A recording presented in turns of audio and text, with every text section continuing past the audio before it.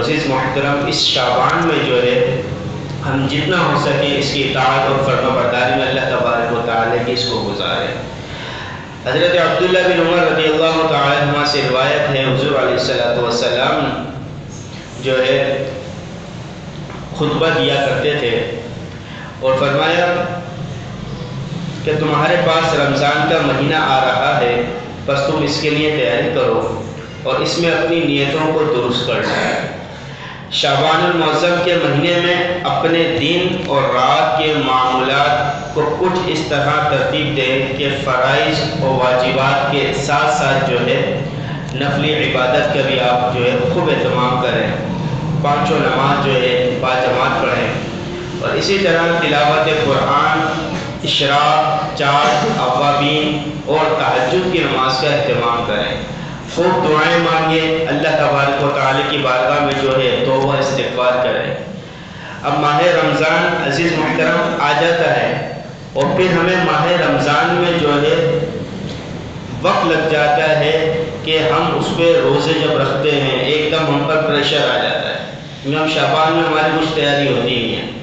اور جو شعبان میں ہی رمضان مبارک کی تیاری کر لیتے ہیں کہ شعبان میں روزے کی کثرت کرتے ہیں اور پھر باجماعت نماز پڑھتے ہیں، تلاوت قرآن کی کثرت کرتے ہیں، اور اسی طرح اشراق، چاند، اوابین کا جو ہے اہتمام کرتے ہیں۔ اب جیسے پھر رمضان شریف آتے ہیں ان کے کیونکہ پہلے روٹین میں شامل ہوتی ہے عبادات، اور رمضان مبارک میں انہیں کوئی دقت نہیں ہوتی۔ ہم پورے سال یہ کثرت اس طرح سے نہیں کرتے، جیسے ہی رمضان شریف آتا ہے تو ہم فجر میں بھی نماز پڑھنے کے لیے مسجد میں آ رہے ہیں، پھر ایکسٹرا میں 20 رکعت تراویح کی ادا کر رہے ہیں، پھر اشراق، چاشت وغیرہ کا اہتمام کرتے ہیں، پورے دن جو ہے بھوکے پیاسے، اور پھر جو ہم تلاوت قرآن بھی کر رہے ہیں، تو ایک دم جب ہم پر بوجھ پڑتا ہے تو اس میں یہ ہے کہ پھر ہماری طبیعت بھی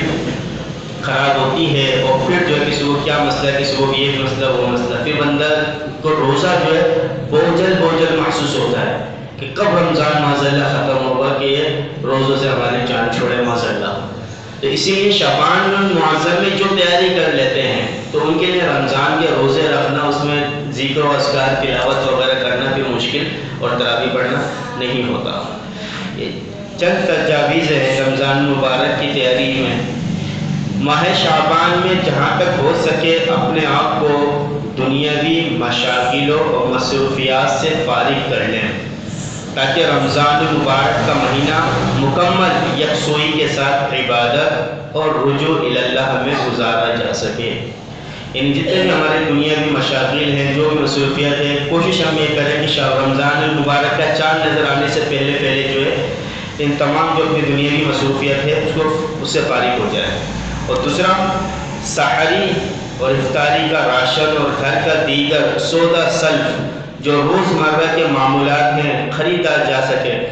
جو خریدتے ہیں روزانہ کی بنیاد پر، ان کا اہتمام کر لیں رمضان سے پہلے۔ وہ شعبان المعظم میں ہی جہاں تک ممکن ہو سکے ایک ساتھ خرید کر فارغ ہو جائے بندہ۔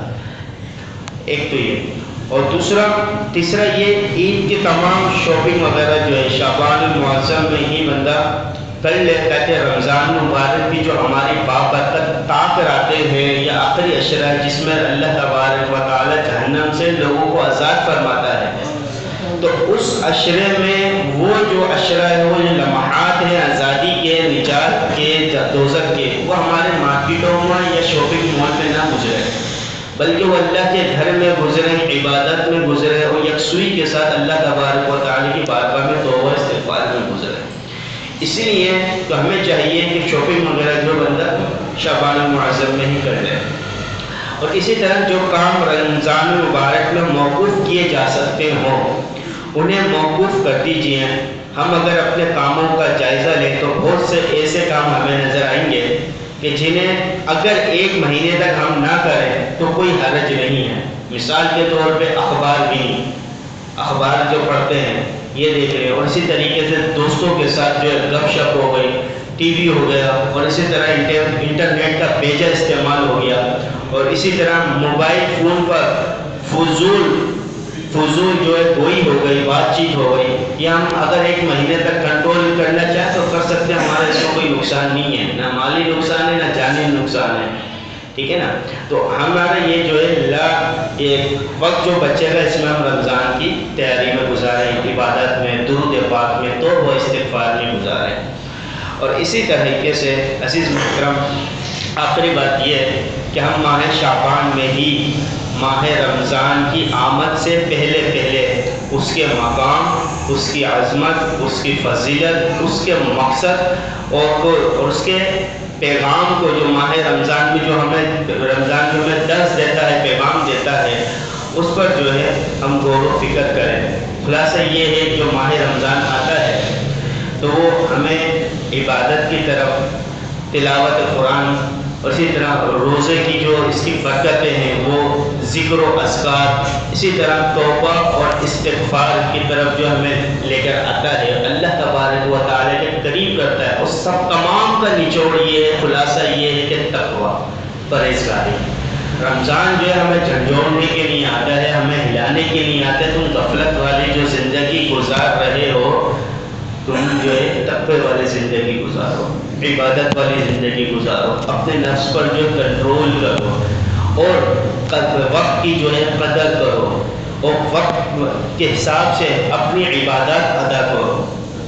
یہ ساری چیزیں جو ہے رمضان مبارک جو ہے سکھانے کے لیے آتا ہے، اور رمضان کا یہ ہم پر پیغام ہوتا ہے۔